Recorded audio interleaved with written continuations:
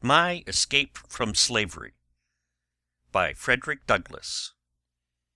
In the first narrative of my experience in slavery, written nearly 40 years ago, and in various writings since, I have given the public what I considered very good reasons for withholding the manner of my escape. In substance, these reasons were, first, that such publication at any time during the existence of slavery might be used by the master against the slave, and prevent the future escape of any who might adopt the same means that I did. The second reason was, if possible, still more binding to silence. The publication of details would certainly have put in peril the persons and property of those who assisted. Murder itself was not more sternly and certainly punished in the state of Maryland than that of aiding and abetting the escape of a slave. Many colored men, for no other crime than that of giving aid to a fugitive slave, have, like Charles T. Torrey, perished in prison. The abolition of slavery in my native state and throughout the country, and the lapse of time, render the caution hitherto observed no longer necessary. But even since the abolition of slavery, I have sometimes thought it well enough to baffle curiosity by saying that while slavery existed, there were good reasons for not telling the manner of my escape, and since slavery had ceased to exist, there was no reason for telling it.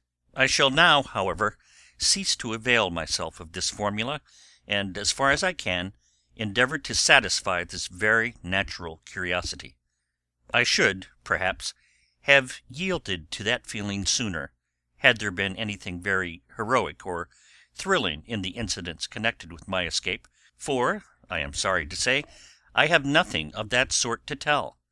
And yet the courage that could risk betrayal, and the bravery which was ready to encounter death, if need be, in pursuit of freedom, were essential features in the undertaking. My success was due to address rather than courage, to good luck rather than bravery. My means of escape were provided for me by the very men who were making laws to hold and bind me more securely in slavery. It was the custom in the state of Maryland to require the free colored people to have what were called free papers. These instruments they were required to renew very often, and, by charging a fee for this writing, considerable sums from time to time were collected by the state.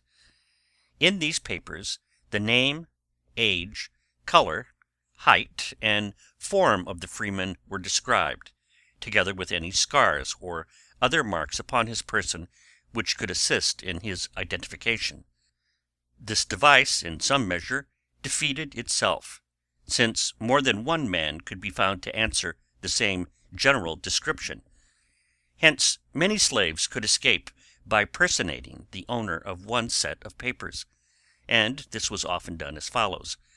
A slave nearly or sufficiently answering the description set forth in the papers would borrow or hire them till by means of them he could escape to a free state, and then by mail or otherwise would return them to the owner. The operation was a hazardous one for the lender as well as the borrower. A failure on the part of the fugitive to send back the papers would imperil his benefactor, and the discovery of the papers in possession of the wrong man would imperil both the fugitive and his friend.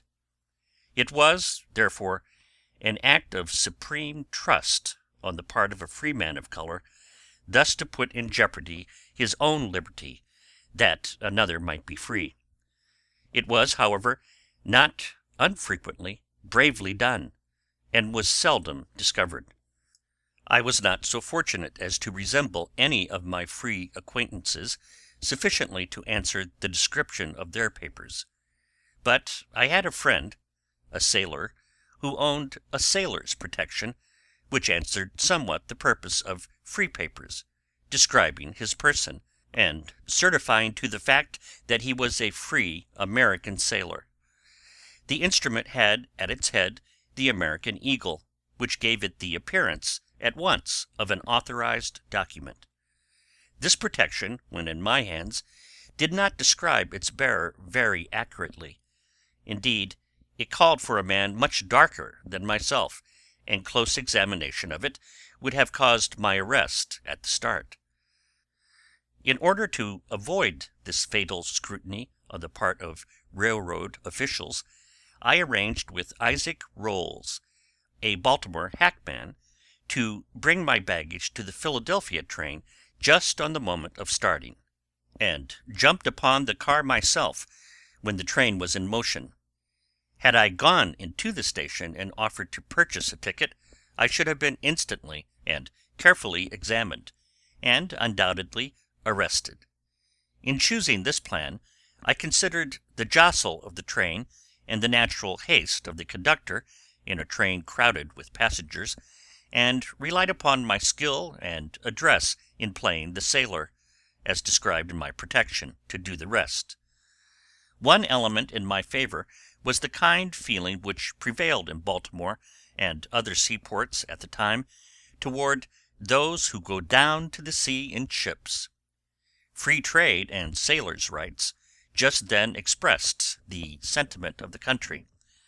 In my clothing I was rigged out in sailor style. I had on a red shirt and a tarpaulin hat, and a black cravat tied in sailor fashion carelessly and loosely about my neck.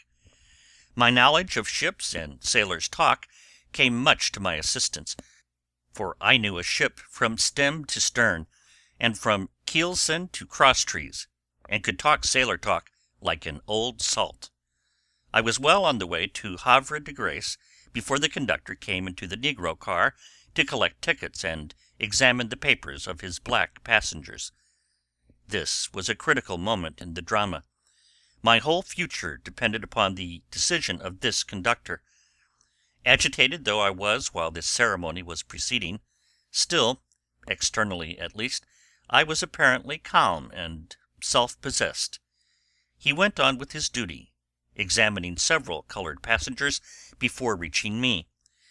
He was somewhat harsh in tone and peremptory in manner until he reached me, when, strange enough, and to my surprise and relief, his whole manner changed.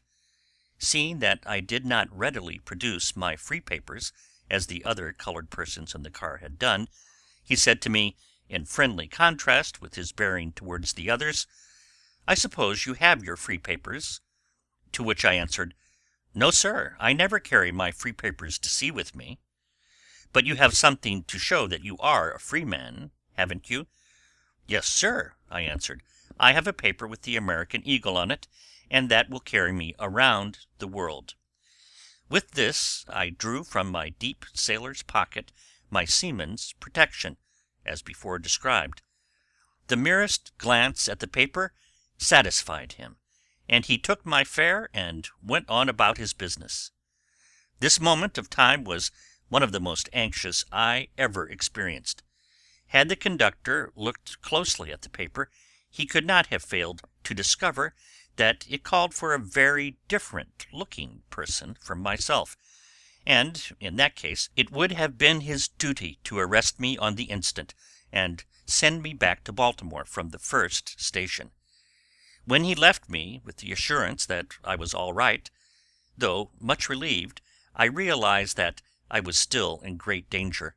I was still in Maryland, and subject to arrest at any moment. I saw on the train several persons who would have known me in any other clothes, and I feared they might recognize me, even in my sailor rig, and report me to the conductor, who would then subject me to a closer examination, which I knew well would be fatal to me. Though I was not a murderer fleeing from justice, I felt, perhaps, quite as miserable as such a criminal. The train was moving at a very high rate of speed to that epoch of railroad travel, but to my anxious mind it was moving far too slowly. Minutes were hours, and hours were days during this part of my flight. After Maryland I was to pass through Delaware, another slave state where slave catchers generally awaited their prey, for it was not in the interior of the state, but on its borders, that these human hounds were most vigilant and active. The border lines between slavery and freedom were the dangerous ones for the fugitives. The heart of no fox or deer with hungry hounds on his trail in full chase could have beaten more anxiously or noisily than did mine from the time I left Baltimore till I reached Philadelphia. The passage of the Susquehanna River at Havre de Grace was at that time made by ferry boat, on board of which I met a young colored man by the name of Nichols, who came very near betraying me. He was a hand on the boat, but instead of minding his business, he insisted upon knowing me, and asking me dangerous questions as to where I was going, when I was coming back, etc. I got away from my old and inconvenient acquaintance as soon as I could decently do so, and went to another part of the boat. Once across the river, I encountered a new danger. Only a few days before, I had been at work on a revenue cutter in Mr. Price's shipyard in Baltimore, under the care of Captain McGowan. On the meeting at this point of the two trains, the one going south stopped on the track just opposite to the one going north, and it so happened that this Captain McGowan sat at a window where he could see me very distinctly, and would certainly have recognized me had he looked at me but for a second.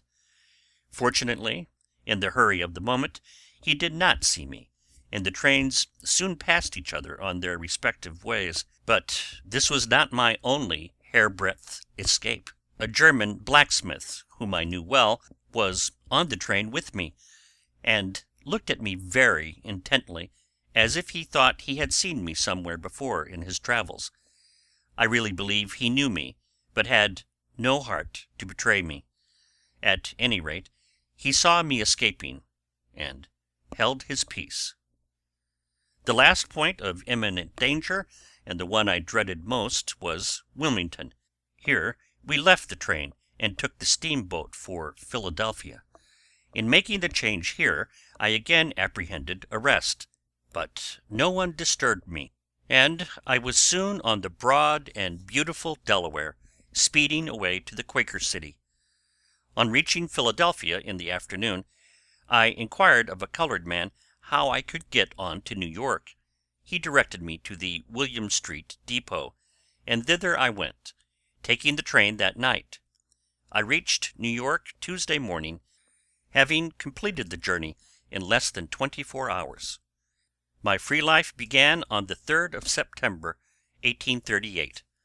On the morning of the 4th of that month, after an anxious and most perilous but safe journey, I found myself in the big city of New York, a free man, one more added to the mighty throng which, like the confused waves of the troubled sea, surged to and fro between the lofty walls of Broadway.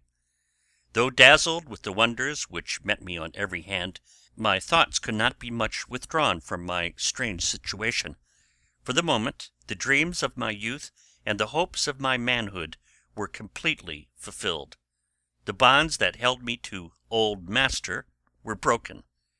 No man now had a right to call me his slave or assert mastery over me. I was in the rough and tumble of an outdoor world, to take my chance with the rest of its busy number. I have often been asked how I felt when first I found myself on free soil. There is scarcely anything in my experience about which I could not give a more satisfactory answer. A new world had opened upon me. If life is more than breath and the quick round of blood, I lived more in that one day than in a year of my slave life. It was a time of joyous excitement, which words can but tamely describe. In a letter written to a friend soon after reaching New York, I said, I felt as one might feel upon escape from a den of hungry lions. Anguish and grief, like darkness and rain, may be depicted, but gladness and joy, like the rainbow, defy the skill of pen or pencil. During 10 or 15 years I had been, as it were, dragging a heavy chain which no strength of mine could break. I was not only a slave, but a slave for life. I might become a husband, a father, an aged man, but through all, from birth to death, from the cradle to the grave, I had felt myself doomed. All efforts I had previously made to secure my freedom had not only failed, but had seemed only to rivet my fetters the more firmly, and to render my escape more difficult. Baffled, entangled, and discouraged, I had at times asked myself the question, may not my condition, after all, be God's work, and ordered for a wise purpose, and if so, is not submission my duty? A contest had in fact been going on in my mind for a long time, between the clear consciousness of right and the plausible makeshifts of theology and superstition. The one held me an abject slave, a prisoner for life, punished for some transgression in which I had no lot nor part, and the other counseled me to manly endeavor to secure my freedom. This contest was now ended. My chains were broken, and the victory brought me unspeakable joy. But my gladness was short-lived, for I was not yet out of the reach and power of the slaveholders. I soon found that New York was not quite so free or so safe a refuge as I had supposed, and a sense of loneliness and insecurity again oppressed me most sadly. I chanced to meet on the street, a few hours after my landing, a fugitive slave whom I had once known well in slavery. The information received from him alarmed me. The fugitive in question was known in Baltimore as Allender's Jake, but in New York he wore the more respectable name of William Dixon. Jake, in law, was the property of Dr. Allender, and Tony Allender, the son of the doctor, had once made an effort to recapture Mr. Dixon, but had failed for want of evidence to support his claim. Jake told me the circumstances of his attempt, and how narrowly he escaped being sent back to slavery and torture. He told me that New York was then full of Southerners returning from the northern watering places, that the colored people of New York were not to be trusted, that there were hired men of my own color who would betray me for a few dollars, that there were hired men ever on the lookout for fugitives, that I must trust no man with my secret, that I must not think of going either upon the wharves or into any colored boarding house, for such places were closely watched, that he was himself unable to help me, and in fact he seemed, while speaking to me, to fear lest I myself might be a spy and a betrayer. Under this apprehension, as I suppose, he showed signs of wishing to be rid of me, and with whitewash brush in hand, in search of work, he soon disappeared. This picture, given by poor Jake of New York, was a damper to my enthusiasm. My little store of money would soon be exhausted, and since it would be unsafe for me to go on the wharves for work, and I had no introductions elsewhere, the prospect for me was far from cheerful. I saw the wisdom of keeping away from the shipyards, for, if pursued, as I felt certain I should be, Mr. Auld, my master, would naturally seek me there among the caulkers. Every door seemed closed against me. I was in the midst of an ocean of my fellow men, and yet a perfect stranger to everyone. I was without home, without acquaintance, without money, without credit, without work, and without any definite knowledge as to what course to take, and where to look for succor. In such an extremity, a man had something besides his new-born freedom to think of. While wandering about the streets of New York, and lodging at least one night among the barrels on one of the wharves, I was indeed free from slavery, but free from food and shelter as well. I kept my secret to myself as long as I could, but I was compelled at last to seek some one who would befriend me without taking advantage of my destitution to betray me. Such a person I found in a sailor named Stewart, a warm-hearted and generous fellow, who, from his humble home on Centre Street, saw me standing on the opposite sidewalk, near the Tombs prison. As he approached me, I ventured a remark to him which at once enlisted his interest in me. He took me to his home to spend the night, and in the morning went with me to Mr. David Ruggles, the secretary of the New York Vigilance Committee, a co-worker with Isaac T. Hopper, Lewis and Arthur Tappan, Theodore S. Wright, Samuel Cornish, Thomas Downing, Philip A. Bell, and the other true men of their time. All these, except Mr. Bell, who still lives and is editor and publisher of a paper called The Elevator in San Francisco, have finished their work on earth. Once in the hands of these brave and wise men, I felt comparatively safe. With Mr. Ruggles, on the corner of Lispenard and Church Streets, I was hidden several days, during which time my intended wife came from Baltimore at my call, to share the burdens of life with me. She was a free woman, and came at once on getting the good news of my safety. We were married by Rev. J.W.C. Pennington, then a well-known and respected Presbyterian minister. I had no money with which to pay the marriage fee, but he seemed well pleased with our thanks. Mr. Ruggles was the first officer on the Underground Railroad whom I met after coming north, and was indeed the only one with whom I had anything to do till I became such an officer myself.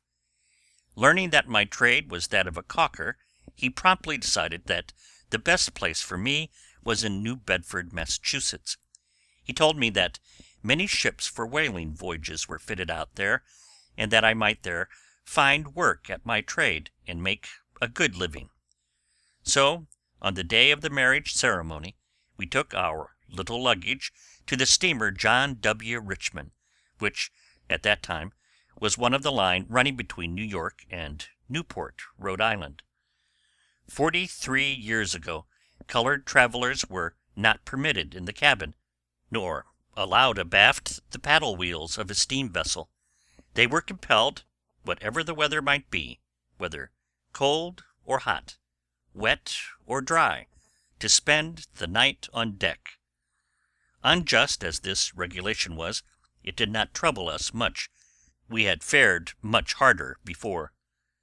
We arrived at Newport the next morning, and soon after an old-fashioned stage-coach, with New Bedford in large yellow letters on its side, came down to the wharf. I had not money enough to pay our fare, and stood hesitating what to do. Fortunately for us, there were two Quaker gentlemen who were about to take passage on the stage, friends William C. Tabor and Joseph Ricketson, who at once discerned our true situation, and, in a peculiarly quiet way, addressing me, Mr. Tabor said, "Thee get in." I never obeyed an order with more alacrity, and we were soon on our way to our new home. When we reached Stone Bridge, the passengers alighted for breakfast, and paid their fares to the driver. We took no breakfast, and when asked for our fares, I told the driver I would make it right with him when we reached New Bedford. I expected some objection to this on his part, but he made none. When, however, we reached New Bedford, he took our baggage, including 3 music books, 2 of them collections by Dyer and 1 by Shaw, and held them until I was able to redeem them by paying to him the amount due for our rides. This was soon done, for Mr. Nathan Johnson not only received me kindly and hospitably, but on being informed about our baggage, at once loaned me the $2 with which to square accounts with the stage driver. Mr. and Mrs. Nathan Johnson reached a good old age, and now rest from their labors. I am under many grateful obligations to them. They not only took me in when a stranger, and fed me when hungry, but taught me how to make an honest living. Thus, in a fortnight after my flight from Maryland, I was safe in New Bedford, a citizen of the grand old Commonwealth of Massachusetts. Once initiated into my new life of freedom, and assured by Mr. Johnson that I need not fear recapture in that city, a comparatively unimportant question arose as to the name by which I should be known thereafter in my new relation as a free man. The name given me by my dear mother was no less pretentious and long than Frederick Augustus Washington Bailey. I had, however, while living in Maryland, dispensed with the Augustus Washington and retained only Frederick Bailey. Between Baltimore and New Bedford, the better to conceal myself from the slave hunters, I had parted with Bailey and called myself Johnson. But in New Bedford I found that the Johnson family was already so numerous as to cause some confusion in distinguishing them. Hence a change in this name seemed desirable. Nathan Johnson, mine host, placed great emphasis upon this necessity, and wished me to allow him to select a name for me. I consented, and he called me by my present name, the one by which I have been known for 43 years, Frederick Douglass. Mr. Johnson had been reading The Lady of the Lake, and so pleased was he with its great character that he wished me to bear his name. Since reading that charming poem myself, I have often thought that, considering the noble hospitality and manly character of Nathan Johnson, black man though he was, he, far more than I, illustrated the virtues of the Douglas of Scotland. Sure am I that if any slave-catcher had entered his domicile with a view to my recapture, Johnson would have shown himself, like him, of the stalwart hand. The reader may be surprised at the impressions I had in some way conceived of the social and material condition of the people at the North. I had no proper idea of the wealth, refinement, enterprise, and high civilization of this section of the country. My Columbian Orator, almost my only book, had done nothing to enlighten me concerning Northern society. I had been taught that slavery was the bottom fact of all wealth. With this foundation idea, I came naturally to the conclusion that poverty must be the general condition of the people of the free states. In the country from which I came, a white man holding no slaves was usually an ignorant and poverty-stricken man, and men of this class were contemptuously called poor white trash. Hence I supposed that, since the non-slaveholders at the South were ignorant, poor, and degraded as a class, the non-slaveholders at the North must be in a similar condition. I could have landed in no part of the United States where I should have found a more striking and gratifying contrast, not only to life generally in the South, but in the condition of the colored people there, than in New Bedford. I was amazed when Mr. Johnson told me that there was nothing in the laws or Constitution of Massachusetts that would prevent a colored man from being governor of the state, if the people should see fit to elect him. There, too, the black man's children attended the public schools with the white man's children, and apparently without objection from any quarter. To impress me with my security from recapture and return to slavery, Mr. Johnson assured me that no slaveholder could take a slave out of New Bedford, that there were men there who would lay down their lives to save me from such a fate. The 5th day after my arrival, I put on the clothes of a common laborer and went upon the wharves in search of work. On my way down Union Street, I saw a large pile of coal in front of the house of Reverend Ephraim Peabody, the Unitarian minister. I went to the kitchen door, and asked the privilege of bringing in and putting away this coal. "What will you charge?" said the lady. "I will leave that to you, madam." "You may put it away," she said. I was not long in accomplishing this job, when the dear lady put into my hand 2 silver half-dollars. To understand the emotion which filled my heart as I clasped this money, realizing that I had no master who could take it from me, that it was mine, that my hands were my own, and could earn more of this precious coin, one must have been in some sense himself a slave. My next job was stowing a sloop at Uncle Gideon Howland's wharf with a cargo of oil for New York. I was not only a free man, but a free working man, and no master stood ready at the end of the week to seize my hard earnings. The season was growing late, and work was plenty. Ships were being fitted out for whaling, and much wood was used in storing them. The sawing this wood was considered a good job. With the help of old friend Johnson, blessings on his memory, I got a saw and buck and went at it. When I went into a store to buy a cord with which to brace up my saw in the frame, I asked for a fip's worth of cord. The man behind the counter looked rather sharply at me, and said with equal sharpness, "You don't belong about here." I was alarmed, and thought I had betrayed myself. A fip in Maryland was 6 1/4 cents, called 4d. in Massachusetts, but no harm came from my 5d blunder, and I confidently and cheerfully went to work with my saw and buck. It was new business to me, but I never did better work, or more of it, in the same space of time on the plantation for Covey, the negro breaker, than I did for myself in these earliest years of my freedom. Notwithstanding the just and humane sentiment of New Bedford 43 years ago, the place was not entirely free from race and color prejudice.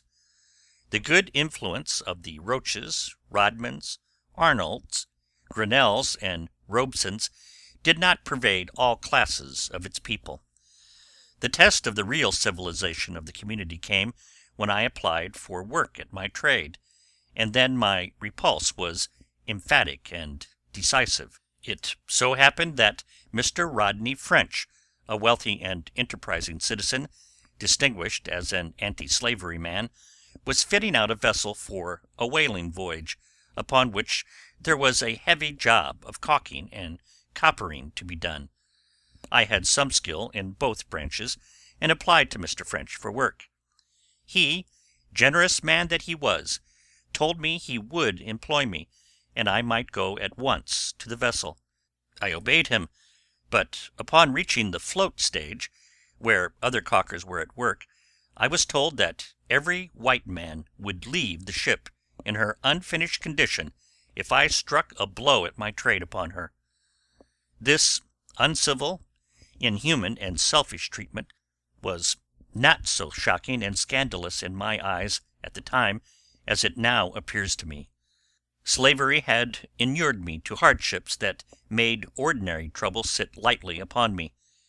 Could I have worked at my trade, I could have earned $2 a day, but as a common laborer I received but $1.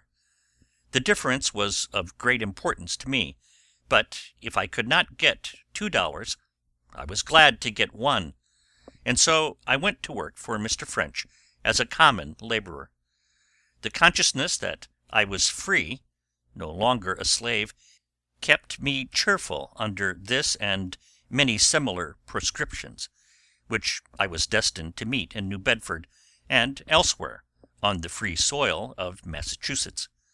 For instance, though colored children attended the schools and were treated kindly by their teachers, the New Bedford Lyceum refused, till several years after my residence in that city, to allow any colored person to attend the lectures delivered in its hall.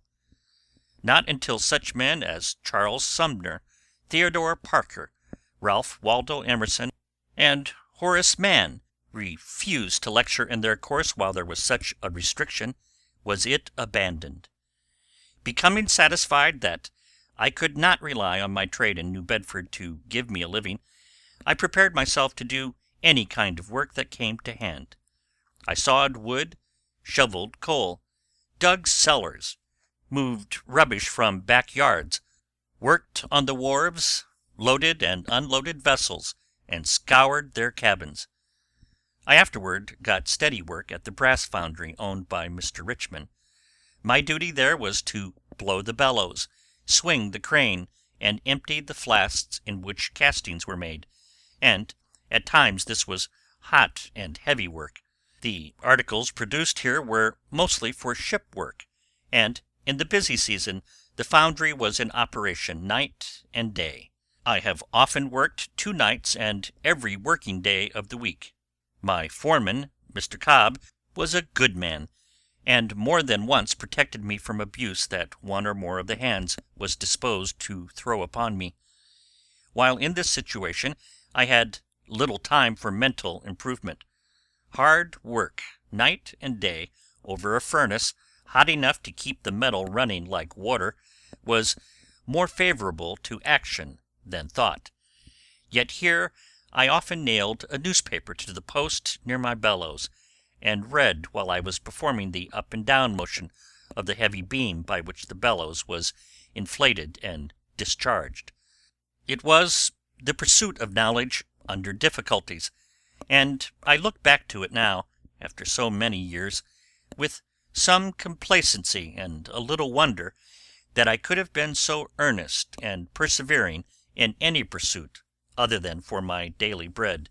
I certainly saw nothing in the conduct of those around to inspire me with such interest.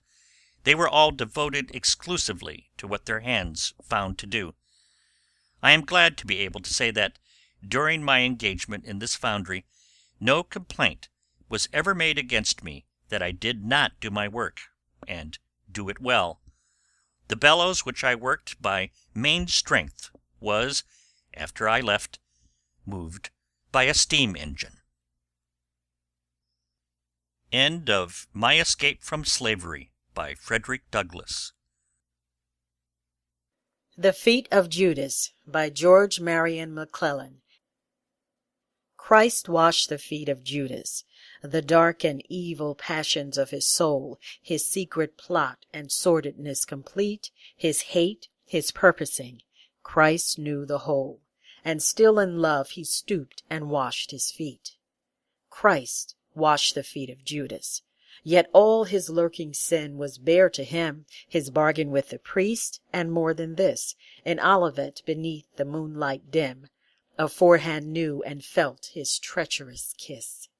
Christ washed the feet of Judas, and so ineffable his love 'twas meet, that pity filled his great forgiving heart, and tenderly to wash the traitor's feet, who in his Lord had basely sold his part. Christ washed the feet of Judas, and thus a girded servant, self-abased, taught that no wrong this side the gate of heaven was ever too great to wholly be effaced, and though unasked, in spirit be forgiven. And so, if we have ever felt the wrong of trampled rights, of caste, it matters not. Whate'er the soul has felt or suffered long, O heart, this one thing should not be forgot: Christ washed the feet of Judas. End of The Feet of Judas. I Want to Die While You Love Me, by Georgia Douglas Johnson. I want to die while you love me, while yet you hold me fair, while laughter lies upon my lips and lights are in my hair. I want to die while you love me, and bear to that still bed your kisses turbulent, unspent, to warm me when I'm dead. I want to die while you love me. Oh, who would care to live till love has nothing more to ask and nothing more to give? I want to die while you love me, and never, never see the glory of this perfect day grow dim or cease to be. End of I Want to Die While You Love Me. I Want to Die While You Love Me by Georgia Douglas Johnson. I want to die while you love me, while yet you hold me fair, while laughter lies upon my lips, and lights are in my hair.